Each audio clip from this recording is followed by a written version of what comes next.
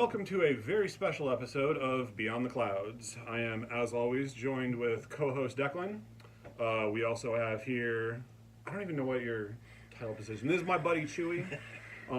We run around, we do a lot of things. Chewy and Declan both have been very instrumental in the local advocacy scene, so that's why we're doing this together here. We're going to totally break our format that we usually do. We're not going to be reviewing any products. While Chewy's here, we're not really considering him a guest. We're not going to talk about any of that stuff because there's something very important that's going on right now that we absolutely have to address if we want to stay in business and keep these products available. The FDA has kind of given us our final warning that we need to do something to stop youth access. They've been saying this for years. We, as an industry as a whole, have not paid attention to them, and this is pretty much our last shot, or we're just all going to go out of business. And you know, this is not something that could theoretically happen years from now. This is something that could theoretically happen weeks and days from now. So if you were waiting until the last possible second to sell your child-appealing juice to children, this is the last possible second, so stop it. A lot of feedback that I've heard from people has been things like, oh, well, we ID people as long as they look over 27. It's like, good job, man. You're doing the absolute legal bare minimum. And don't get me wrong, that is better than some other people who are not doing the absolute legal bare minimum and are instead just selling to children. But there's going to be some things coming up here that I'm going to be honest with you, you're not going to like them. But they're going to be necessary to keep us in business. And I'm kind of at the point right now that when these changes get announced, from your local advocacy organizations, your national organizations, if you complain about them, like, I'm just going to think you're a piece of shit. I don't really know what else to say on that. Yeah.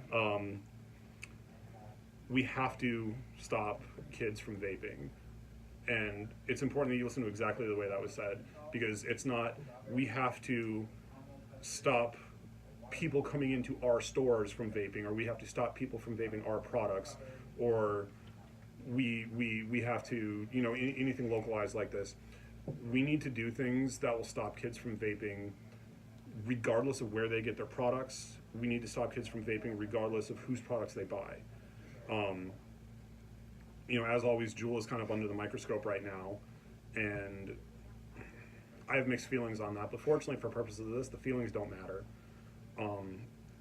I've heard a lot of people say, well, yeah, obviously people can get Juuls from convenience stores, so Juuls and convenience stores are the problem. And it doesn't matter whether that's right or true or not. We need to stop kids from vaping. So, like I said, we have some ideas. We're still working out some of the finer details with the advocacy groups here. But one thing that I think everybody agrees on is the first step, and I want to stress this is not going to be the end all to this, but the first step is a very basic thing. Stores need to ID every customer every time. I don't care if you're fucking 80. I don't care if you're in here every day and I went to your wedding last week. Every customer every time. Frankly, there's a lot of point of sale systems that and Declan, you tell me if yours does this, but I know a lot of point of sale systems have an option that you can either say every sale needs an ID, needs a birth date put in, or even if it's just for certain products. Yeah, so personally here in my store, we use the Clover POS system, and there's an age verification app, and it's pretty cool because every new product that you get in, you can classify it as if it needs ID or not, because obviously, we sell Coke in a Coke fridge, and, so you can kind of categorize things differently. And we did go on Amazon and buy, I think it was $165. It was a little scanner. It can actually scan the IDs and, make sure everything's legit.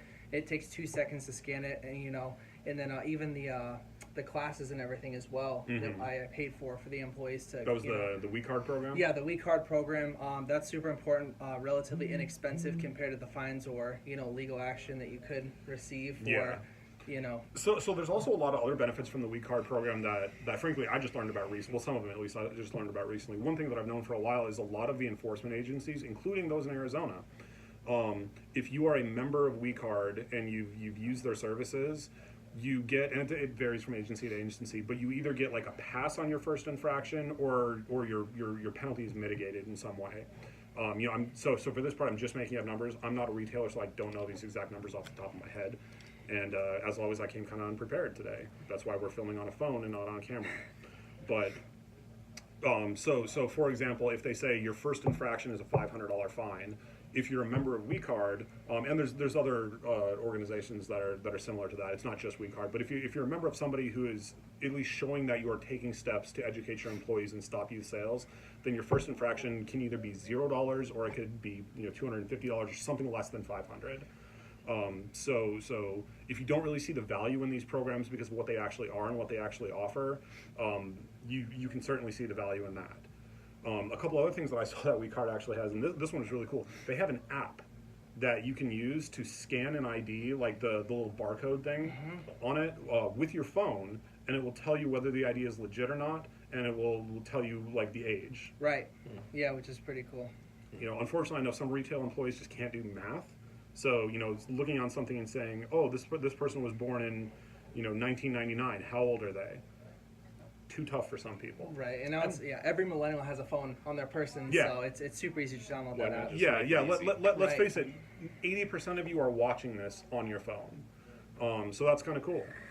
So yeah, and as far as I know, that's a free app that you can just download.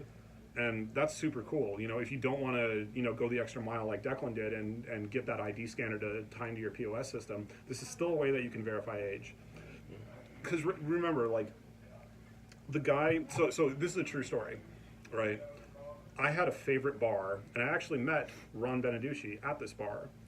I was 19 years old when I met him. I've been going there since I was 17, and as you can notice, both of those numbers are under 21. I used to go there just to hang out and stuff like that, and after I'd been going there for a while, when people that worked there started like saying what's up to me on a first name basis, and I was like, oh yeah, cool, thanks for inviting me in, I'd like a beer please. And they didn't ID me because they already knew my name, and they just assumed. They see me around there enough. They were not happy when I threw my 21st birthday party there.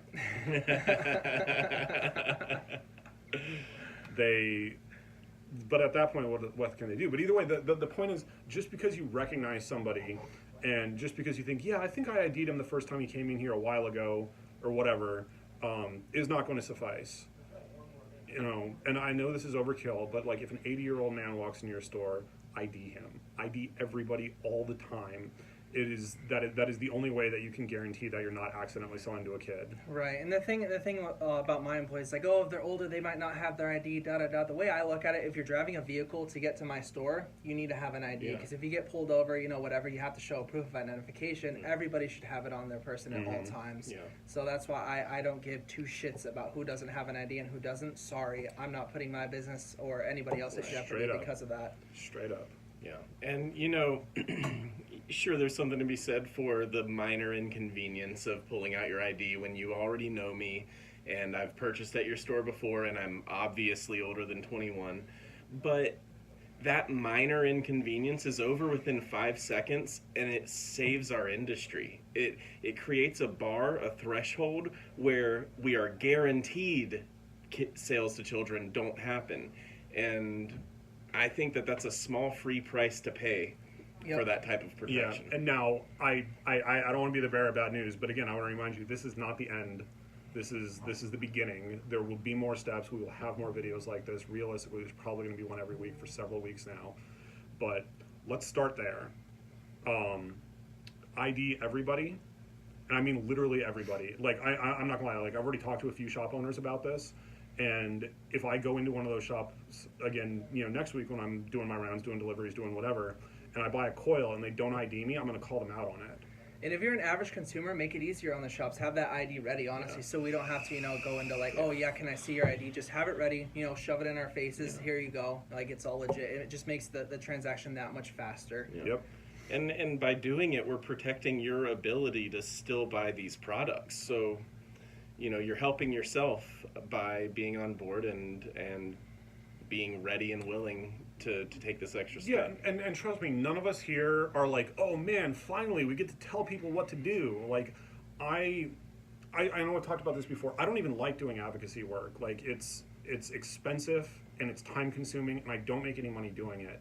But it's an important thing to do to save our industry. and we